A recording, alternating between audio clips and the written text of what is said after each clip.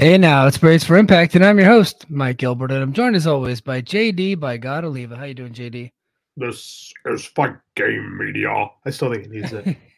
Yeah, we need it, man. You're the video guy. You got all the connections over there, man. Maybe do you got somebody with like a super deep voice that that could do a voiceover?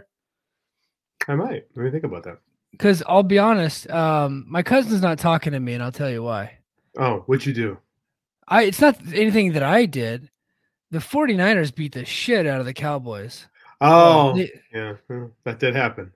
Well, they beat him by a touchdown, but still, he's not happy about it. Neither is my brother. Both of them are scumbag Cowboy fans, so No, neither they'll of get them have over it. talked to me all week. They'll get over it. It's just football. Can you believe they think I'm the type of guy that would talk shit, after a Well, football game when my team wins? Can you believe that? picked up a trend or two over the years. So, Yeah. But hey, man, we're gonna go ahead and start off the show with some pretty cool news. JD, I'm not gonna do the breaking news thing since it happened yesterday, but I did this. Oh, oh, look. hey, Bottom of the breaking ticker, yeah. graphics. Yes, Breaking graphics, yeah. we have a Chiron. Yeah, I was playing around with that earlier. But Impact Wrestling announced on their Press Pass podcast, which I was a part of, but Tom Hannafin, he didn't call on me, and I know why, because he's an Eagles fan and he knows the Eagles are going to suck it this weekend. But he started the Press Pass podcast and announced that Impact Wrestling, they're saying they're announcing 3 major events in Chicago in 2023, but let's be honest, these are 6 separate events over the course of 3 different weekends. They will be returning to Chicago at Cicero Stadium. So that was the one that you went to last year for Emergence.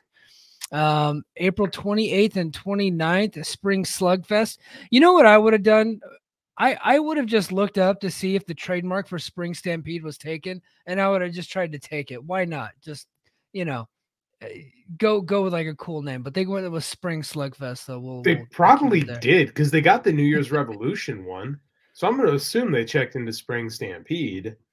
And I'm willing to bet that right? Hunter probably has it, Yeah, or Cody. I think that might have been a Dusty name, so maybe Cody has it. But and then July 28th and 29th for Chicago Heat. And October 21st and 22nd for Bound for Glory, and then the Bound for Glory Fallout show afterwards. So 3 weekends, 6 big events. You get a season pass if you buy now. I think the tickets are on sale tomorrow or today by the time you're listening to this. Friday. And then if you buy them, Friday. If you buy them early, then you get a super big discount on all 6 events coming to the Chicago area. For me, this news was really cool, but I kind of have a, it's okay. I have a love-hate. That's okay. I'll just talk. So I have a love-hate relationship with this announcement. I love the fact that they are leaning forward and announcing the Bound for Glory date about 8.5 months in advance. I think that's cool. Whenever we take them to task for not doing something normal and something that a normal promotion would do, which is announce your dates way ahead of time to start to get the buzz going early. Impact typically doesn't do that. They typically wait until the pay-per-view that they're the pay-per-view before to announce the date. But like they did for Hard to Kill, they announced the Rebellion date at Hard to Kill. But they're leaning forward. Bound for Glory is going to be in Chicago, October 21st and 22nd. And I think that's cool. I do think it's overkill for the Chicago market to have 6 events. Disagree. Okay. So I personally think it's overkill because we've seen what they've done to other markets. I think Louisville, they went 3 times last year to Louisville. And by the time they went the 3rd time, it was a complete dead town. And Louisville's a good wrestling city. It's not like that's a shitty town or anything like that. But 6 events in Chicago over the course of a year, man, I don't know about that one. Well, I'm a selfish motherfucker, and I'm gonna go. So yeah. I'm having troubles with my light tonight, man. I had this all set up, and now this shit's not working. So I can see you just fine, dude. But it's not good enough. Okay. Like this goes on YouTube, and I want it to look good because I'm a professional, and the shit that I buy breaks. So is your microphone connected? this week. Does it sound bad? It sounds like it's not connected. Check your settings. Well, God damn it! I just noticed that. I'm falling apart at the seams over here. What a pro, JD. What a bro. What a pro. I'm quitting. I'm done. Oh shit! I think I hurt JD's feelings. He left the show. No, he's just gonna go get a new light bulb for his light. So JD is a professional video guy, and so now you look great, you sound great. I think everything is rocking and rolling. Sorry, Garrett's gonna be infuriated with me today, and I don't blame him. So, as I was saying, Chicago is the best wrestling market in the country. Impact has burned out cities like Louisville. Who cares about Louisville? And they're coming to a real wrestling town that does nothing but give great wrestling crowds every time. They were going to burn AEW. I remember AEW was going to burn out Chicago. That didn't happen. So their attendance did drop quite a bit. So they could still do All Out, but their attendance for their Dynamites did drop quite a bit. Sir, you are incorrect. They drew more of the last Dynamite than they did the one in February, where it was Punk versus MJF. So, well, I'm still going off the narrative from February. I didn't know that. I didn't know they had been back since then. Well, they have been back. They were back 3 times since then. I took my son to all 4 of those shows this year. And it's a Dynamite. Like when you bring in the big pay-per-views. Wasn't there a big to do? Like Meltzer had a big to do about the attendance going down and down and down, and for Dynamites and Rampages and stuff like that. And then attendance was really bad until All Out, and then All Out obviously was sold out. Didn't they have that whole thing last year? Oh, I mean, like they drew a great crowd at the big arena for for the Forbidden Door. They drew a good crowd for All Out, same as always. They sell that thing out every year. And they ran a Dynamite in November, the day before Thanksgiving, the biggest bar day of the year, for the record. And they outdrew, or came close. I forget which. They outdrew or came close to drawing what they drew in February, which was during a snowstorm. So, they ran it 4 times here. The bottom line is when people are in Chicago, people from Chicago come to watch wrestling. Yeah, happens for WWE too. WWE draws great in this town. Like Chicago loves pro wrestling, and it's also a hub city that's very easily accessible from most cities in the Midwest, and it's also very easy to fly to. So it makes perfect sense to me. They run these shit towns. I'll say it. If you get to talk shit about football, I get to talk shit about the South. They run these shit towns that nobody cares about, that nobody goes to, like Louisville. Fuck cares about Louisville multiple times a year. Hey. Now they're gonna run a big town. They're gonna run a real city with real wrestling fans that like lucha wrestling. So fuck all of you. I've always Chicago. Talk your shit, JD. I've always wanted to go to Louisville just because they have the Muhammad Ali Museum there. Fair enough. I do want to go see that. Louisville's a beautiful town. It's actually a really nice city. I like going through it whenever I have to drive to the armpit of America known as Kentucky. So yeah. I have family that live in a little town called Nortonville, Kentucky, and one year I come home on leave, and because I have a bunch of family in Missouri, they go, hey, we should drive to Kentucky to go see our cousins, and I'm just like, in my head, I'm thinking every worst possible thing you could think of about what Kentucky looks like.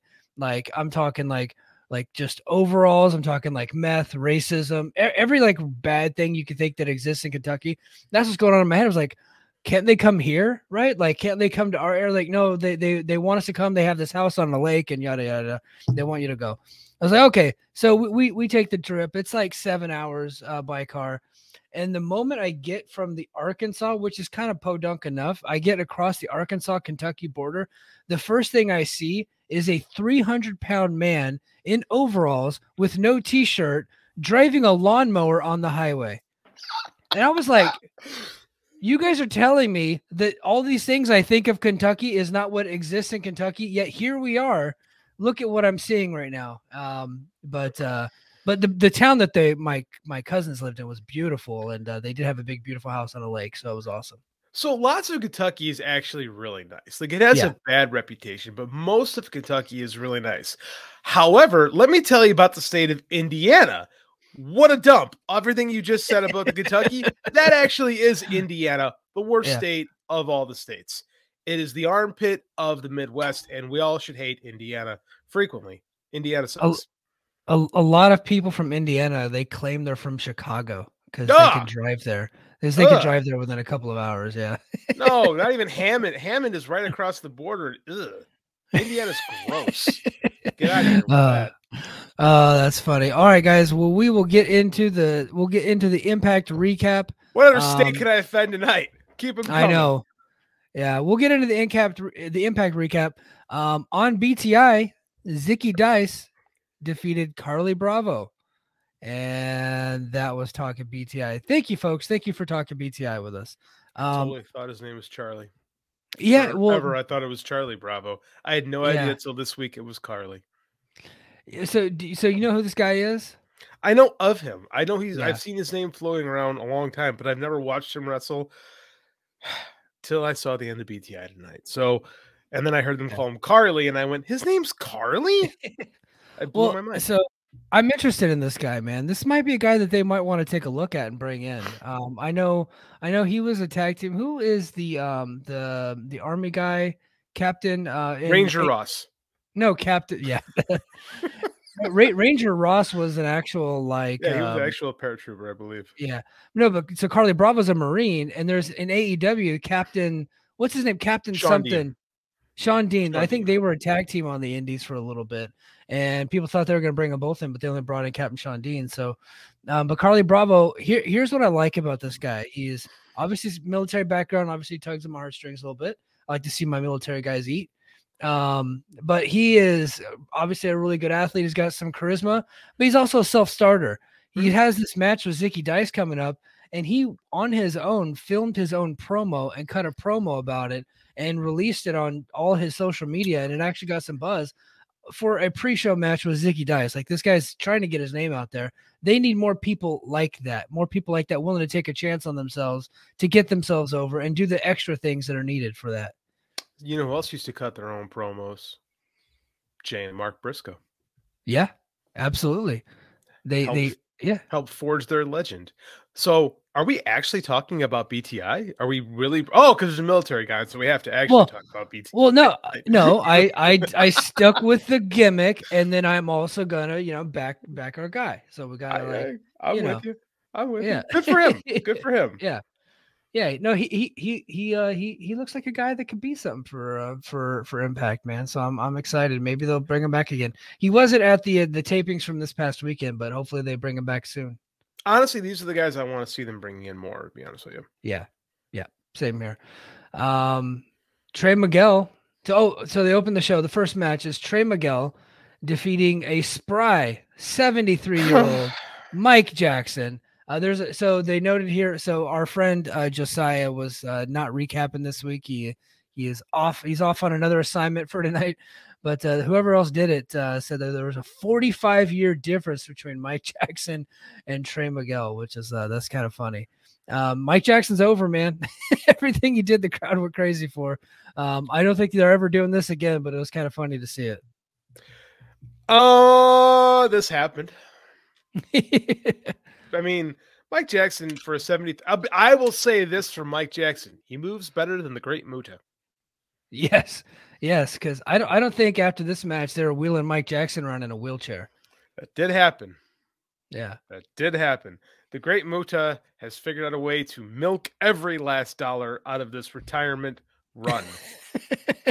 Well, this retirement run, the next one, maybe he'll get even more money. I don't know if he'll survive to the next one. Like, his legs may actually fall off. Unlike Mike Jackson, who, I don't know, some of that stuff I was like, oh man, he can barely move. And then I went, well, he moves better than Kiji, so whatever. I mean, yeah, it was fine. It was fine for a one-off, I guess.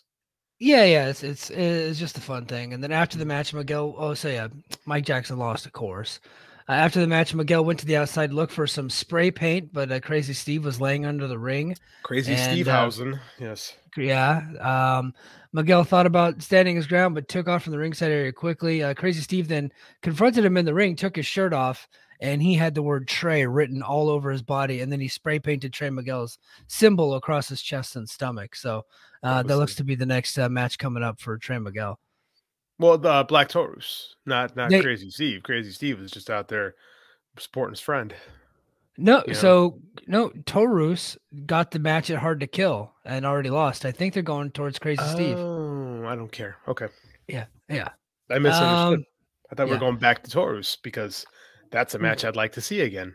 Whereas you could have seen it had you watched Hard to Kill. It was very good. I said again,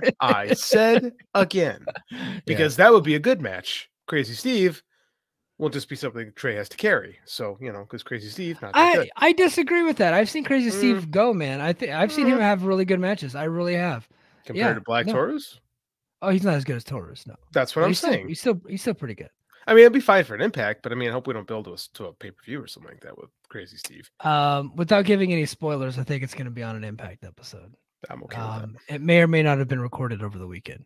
Fair. I'm okay with that. Yeah. That was fine. Yeah. Backstage, Jay Miller was with Josh Alexander talking about the main event and his potential challenger. And then Steve Maclin interrupted. He informed Alexander that he was a target as Scott D'Amore was no longer around to protect him. So I don't know when, but this is happening. I'm starting to like the build to this. I'm really, they're doing a slow build here with Maclin. I'm still mad that Bully got the pin over him, but he hasn't lost since then. Maybe they get the pin back eventually over Bully before we get Josh and Maclin, but this is a match I want to see, man. Mike, I've come to accept this about this promotion. I think you need to get this too, and we just have to accept that this is the way it is here. Wins and losses do not matter in Impact. They just don't. No, they don't. Because you can't think about that. Because again, I make myself crazy when I think, why did this person beat this person? And then you just have to take the absolutist mentality of it. Doesn't matter. Yeah, it doesn't. The only question that we have to answer is, when does Maclin get this shot? I'm thinking spring-ish. I don't think Rebellion. Well, so it could be Rebellion, but if it's Rebellion, Josh is winning. If they do it at one of the monthly live events that is only on Impact Plus, I think you would think Maclin might have a better shot. But my idea is, since Josh already holds the record for longest title reign, let Maclin get it at the monthly event and then rematch in Toronto at Rebellion. That's what I would do. That'd be fun. Yeah. I'd like to see him have more than just a good than a pocket watch run, Yeah, I'd like to see him actually get a real run, but you could always hotshot it and go back to him at some point. Yeah, you could go back to him like later in the year. Like that happens all the time. Like you can just see what people think of him as champion. Yeah. Do a temporary one, and then I think he's better off as a babyface down the road, honestly. So really, you see, I do. When he briefly turned last year against Honor No More, super brief. It was super brief, and then he flipped right back around. I thought it was like, man, I think this is somebody that we can get behind, but I don't think they need him as a babyface. So I think they need him as a heel. Oh, I mean, yeah, Josh has already beaten all the other heels, so. But I mean, like, I think that we need like more. Granted, we don't have a lot of strong baby faces right now, like true, like top level baby faces. It's Josh, and then it's Josh. It's Josh, the Kazarian, Rich Swann, Sabin, Shelley. Yeah. And those guys are both all those guys seem firmly mid card, right? Yeah. Like, but then again, I don't know. I think Macklin's a good heel. Like, I really like the chip on his shoulder, angry at the world character. I don't know how that plays as a baby. I mean, well, that's actually, I just described Steve Austin, but I mean, like, I don't know. I don't know if that's him though, And Steve Austin was special because everything he ever did should be testable, but it wasn't. Made that guy different. I don't know. I'm interested. I think he's gonna have an interesting year this year, and I don't quite know where it's gonna end up. Yeah, well, that's why we watch the shows, folks. Backstage, Sabin was preparing for the main event as Shelley watched on. Thank you for that. I'm glad you guys put that in there. And then they go backstage again to Rich Swann, who was also prepping for the main event. So next match, Kushida and Kevin Knight defeated the Good Hands, Jason Hodge and John Skyler. If you name someone the Good Hands, that means you don't ever want them to win a match ever. And they're not going to. Way to define a team way fucking down. They should have just called them Well Done Too. Yeah, or not fucking winning. Ever. But Kushida, obviously Kushida is great, but I like this Kevin Knight kid. He looks pretty good, man. And they brought him around for the Orlando tapings too. So what a hot take. Yeah. Shibata, the best trainer in wrestling. I don't think that's a hot take at all. I would agree It with is. you. We have enough people here who will tell you that we have enough people listening to our show that think the sun rises and sets in Winter Park, Florida, on the WWE Performance Center, where they train gymnasts to move really slowly while doing flips. Yeah. So Shibata's success rate is insane. Yeah. If everybody's good. Yes. Everybody. He rarely misses on a talent. So yeah, I'm gonna go with Shibata. But this was kind of a nothing match. Kushida and Kevin Knight was basically a squash. So wait till not Carl Anderson, Carl Fredericks shows up in NXT and works circles around everybody down there. Yeah, it's gonna be painfully obvious at that point. Shibata rules as a trainer. Yeah, Kevin Knight looks good. Yeah, Shawn Michaels is gonna have to be like, okay, kid, you can do all these moves, but can you look at the hard cam? Come on, let's practice hard cam. Can Shawn Michaels? He's got that lazy eye. I had a lazy eye, so I can make that joke. Yeah. Then backstage, Giselle Shaw and Jai Vidal confronted Santino about who their partner was for tonight. Morella introduced somebody, but the camera couldn't see who it was, but both Shaw and Vidal were impressed. And then Mickie James met up with Jordynne Grace, congratulated her for her match at Hard to Kill. Grace said she wasn't helping James last week, but merely protecting her. So this started off with Mickie James was saying, like, you came down there to help me like I'm some kind of charity case. So Mickey's kind of being a shithead here. This promo was garbage. Yeah. All the way around. The verbiage was bad. The delivery was awful. She's like, this is one of my best. Like, wrestling is so weird where you can where you can lose and talk to the guy like, yeah, man, we had a great match, winking and nodding to the crowd that, yeah, this is all bullshit, but we put on a good performance. And no athlete would ever say, hey, man, good game. And the other guy's like, yeah, man, great game. You're like, fuck you, you beat me. Like, yeah.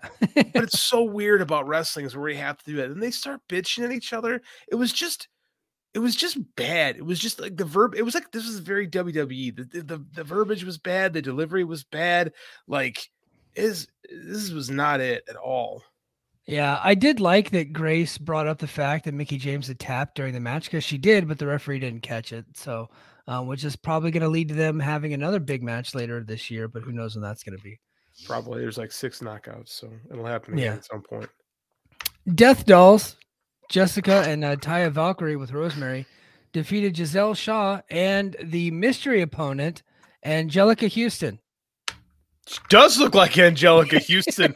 Holy shit. I thought I was going to laugh first. I'm like, wow, he's right. Yeah. No, that's not even an insult. She just kind of looks like Angelica Houston. Angelica Houston. If anybody knows from Addams Family. But. the former Mrs. Jack Nicholson. Yeah. Broken. I popped when I heard the song. I was not. I don't read spoilers, so it got me. Yeah. I was like, "Hey, Tara." Yeah, it's Tara. Yeah, Victoria, it was cool seeing. Yeah, it was whatever. Well, Tara in Impact, Victoria in WWE, but yeah, it was cool seeing Tara back, man. And she obviously, that meant a lot to her to be back. So she hadn't been on TV anywhere in a while. Yeah, she seemed like she was into it, so it was pretty cool. Yeah, it was cool. So Giselle Shaw was clearly jealous that Tara got a big reaction, so she wouldn't let Tara get in the ring, which pissed Tara off. Tara hit the Widow's Peak on her and walked out, and then the Death Dolls got the victory there. So I appreciate that they've worked into canon that Giselle Shaw is the worst tag team wrestler in the company. I think that's good. I think that's a great character beat. I really do. It's fun. It's actually fun that she sucks in tag teams. I think that's I can't remember any character actually. I can't remember a wrestler actually having that as part of their character where they're such a bad teammate.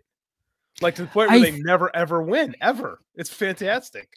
I think there was a time in WWE with like one of the jobbers or something like that who just kept getting new tag team partners, but I can't put a face to it. Like I'm trying to think that happened at one point. I think you're right. It's different with a jobber than with someone who's actually like as a singles performer treated with respect, but as a tag. But I like it's the character too. Is she's so freaking selfish that she can't. It's totally the character. She cannot share the spotlight with anybody, and like Hannafin says, ruins tag teams. It's great. I get that's a really fun character beat that doesn't hurt her at all because eventually she's going to get that knockouts title.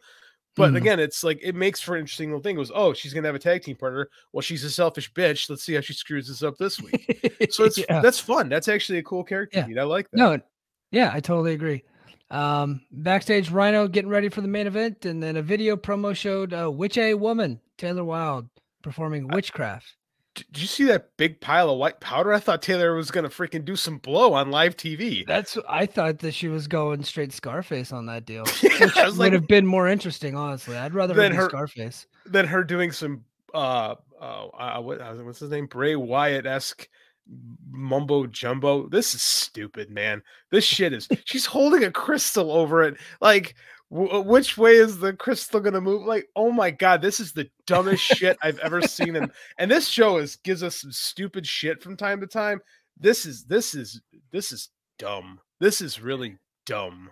Like, they're really building her up to just job to Killer Kelly in 7 minutes. Like, they're doing all this for that. Well, like, it's like she's gonna keep jobbing to everyone anyway. So now we might as well give her just this fucking terrible gimmick, right? Yeah. The witchcraft thing, I don't know, man. Like, unless she's gonna skin a cat or something. This is dumb. At one point, is she gonna wake up and I was like, you know what? These magic spells I'm using not working. I keep losing. As I often say, when it comes to supernatural things in pro wrestling, if the magic powers worked, you would never lose. So, but she was like committed. She's talking something about swords and all this shit about tarot cards. Like, we're supposed to know what the hell she means. Like, it kept going. She just kept saying things. Yeah. This could have been 30 seconds and it would have had the exact same effect, but instead she just went on and on and on. And at the end, it was like, oh, witchy woman, see how high she flies. I don't know. This is all her, man. She must have dirt on somebody to get this kind of TV time just to lose a match. So they like her, but this is a terrible gimmick. Terrible. Then we go to Tintino. He's with Dave LaGreca of Busted Open Radio. And they're interrupted by Bully Ray, and Bully Ray confronted Morella and said, "Why am I not in the main event? It's a match with all former world champions, Impact World Champions, and I wasn't invited." And Morella said, "You lost." And then Bully reminded him, "Well, you remember what happened to the last guy that was in charge?" And then he left. Can I make an apology? Yeah. I was wrong about Hold on. Yeah. He's good, right? He has been so much more subtle here than he ever was in WWE. Like, when they signed him, I thought he'd have the clown nose on and be beeping all over the place and acting like an idiot. I have not. I look for things, right? I was looking for something to hate. He's fine. Like, he's far more subdued than I fully expected, even more than Scott in some points. So he was a bit more over the top at Hard to Kill, and he was a little bit more over the top this week, last week than he was this week. But yes, this week he was very subdued. If this is what he's going to be from now on, I have zero qualm with this. Zero. Yeah, it's fine. Yeah. I thought everything was okay.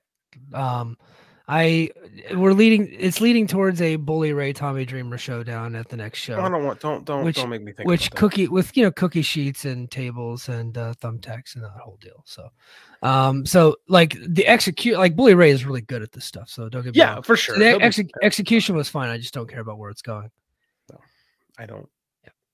I don't care about the hosts of Busted Radio fighting each other. Sammy Callahan was getting ready and Design watched on. So there you go. And then Gia was with Tasha Steelz. I missed this whole promo, so I apologize. She split off. She split off. Okay. So Miller referenced Steelz lost last week and stated that she's been having problems with Evans as of late. Evans stated that it wasn't working anymore. And when Miller asked for clarification, Steelz said all of it before walking off. So I guess they're done, huh? Had they not announced that she had resigned, we could be like, "Oh, is Tasha out?" It would have been interesting. But they announced they kind of cut the legs out of their own story a little bit. So yeah, I guess it's not working. I don't know what's next for Tasha. We're repackaging her. She can do something different. I don't know. Yeah, I don't know. Where does that leave Evans? I know Evans is signed here too, so maybe they just go their separate ways, and maybe Evans, I don't know, one of them turns babyface. I don't know. One less tag team. Oh yeah. Bullet Club, Ace Austin and Chris Bay defeated the major players, Myers and Cardona. I thought this was a good match. I really like this. Myers and Cardona, a good tag team. Mm-hmm. Well, they've been the they are former world champions, Mike. Let us not forget. They are. Yeah.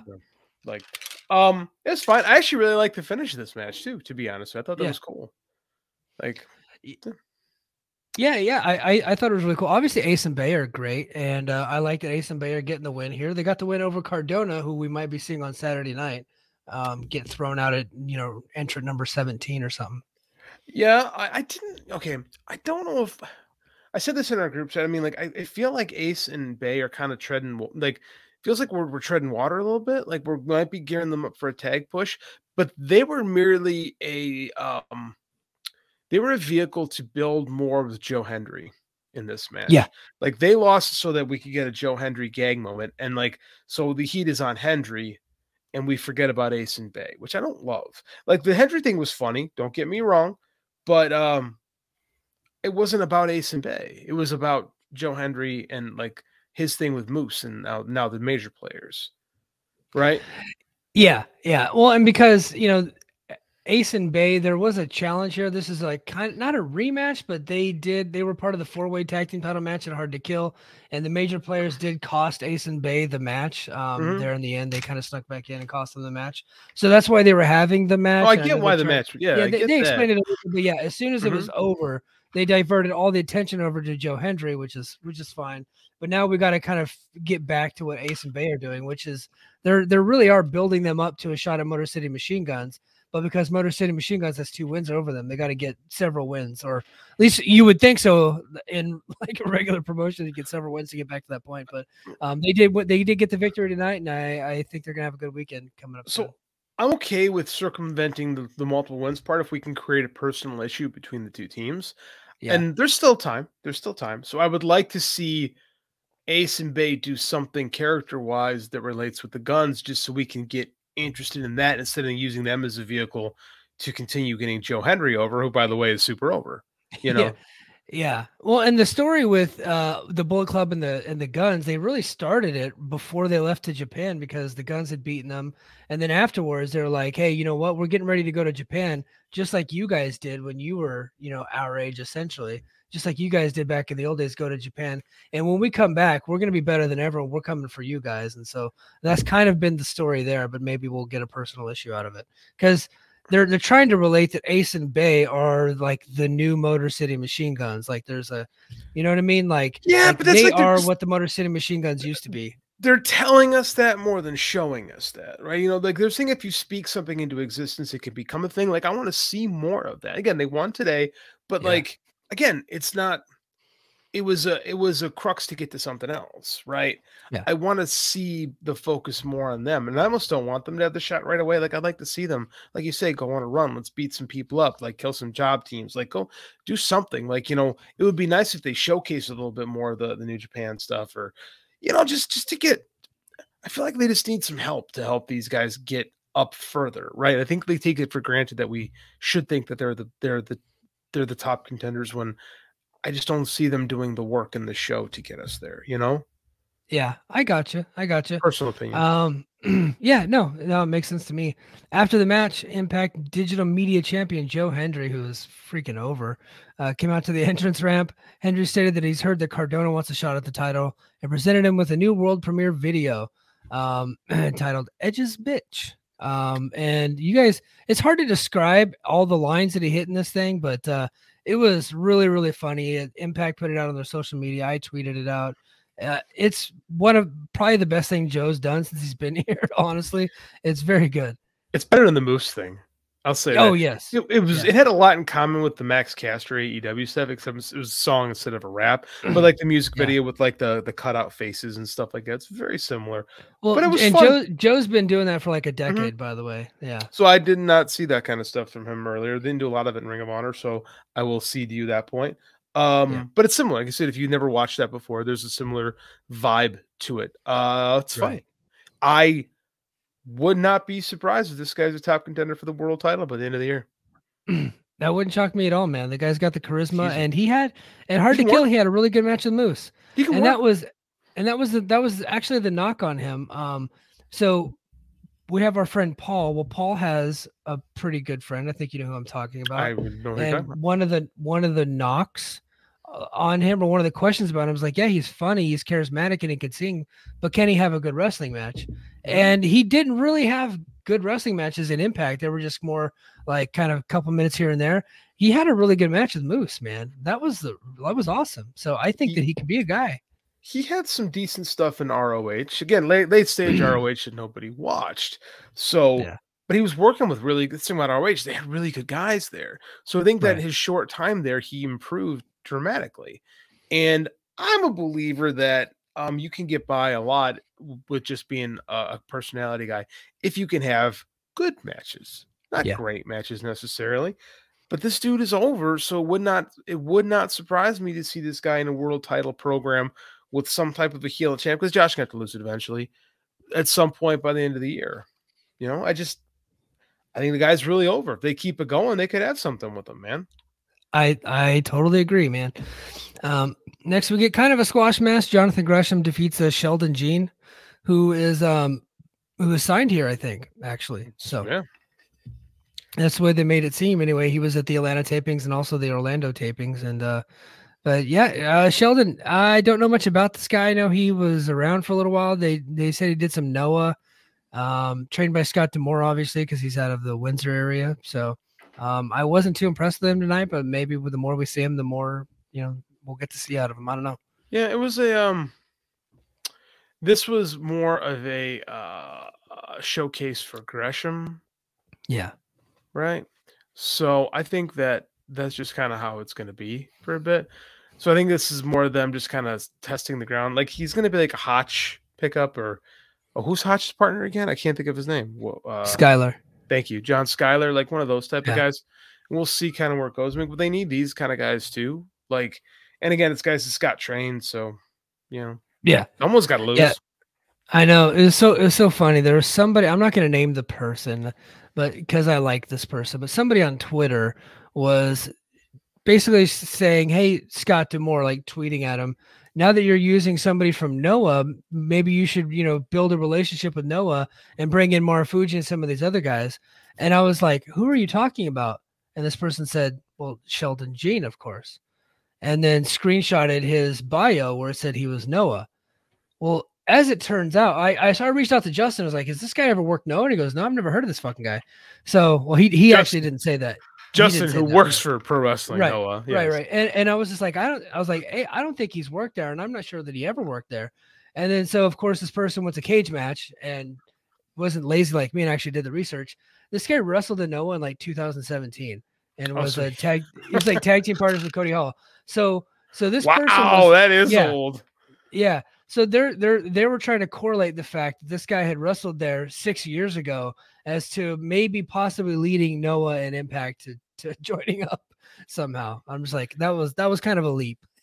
A huge leap. First, that's like 2 ownership groups for Noah ago. That's a completely different pro wrestling Noah.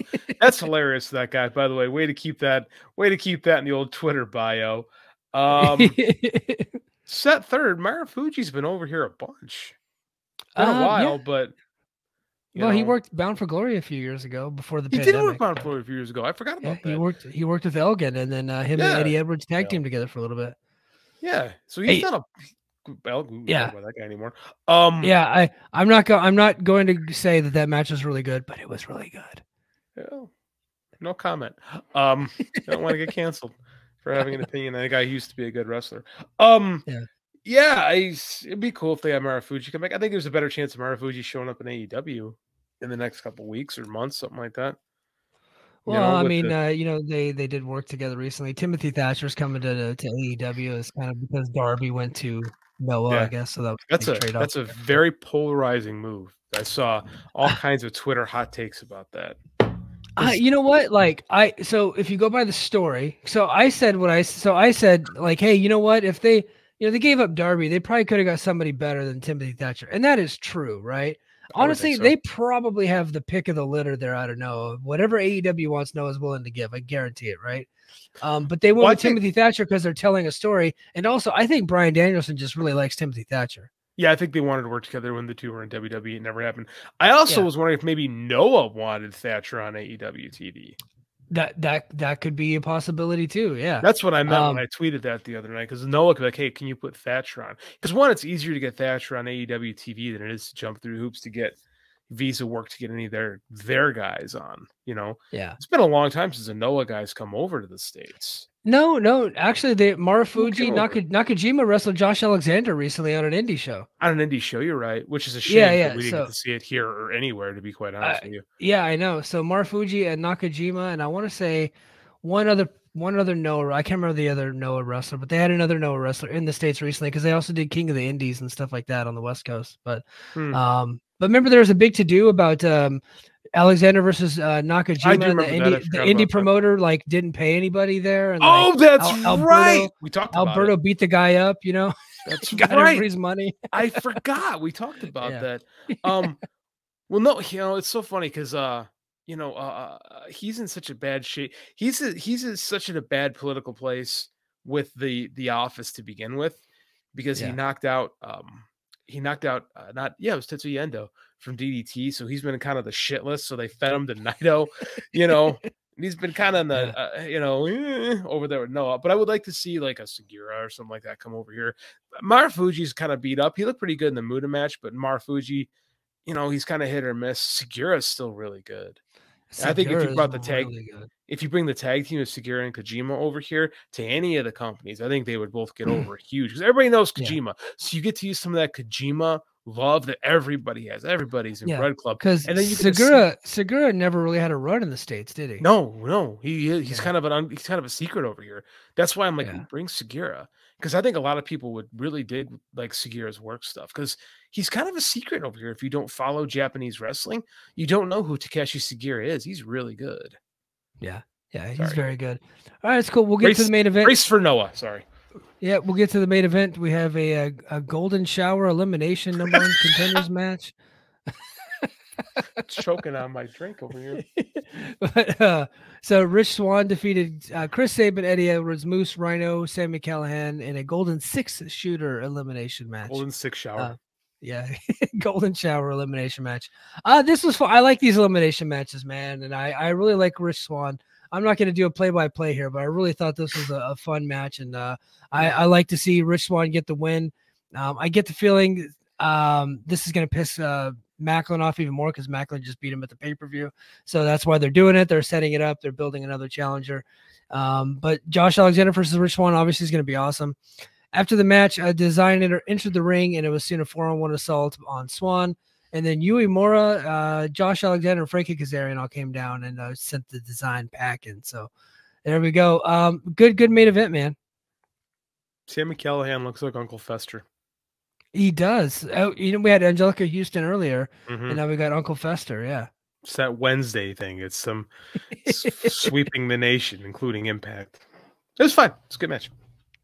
Yeah, good match. Looking forward to Josh Alexander at coming up in Las Vegas at No Surrender. That's the next big Impact Plus special, man. So, hey, everybody. If you are listening to us on Apple Podcasts, Spotify, or wherever you get your podcasts, head over to patreon.com/FightGameMedia. We got more cool stuff to talk about, man. So we're going to keep the conversation going over there. And until next week, later.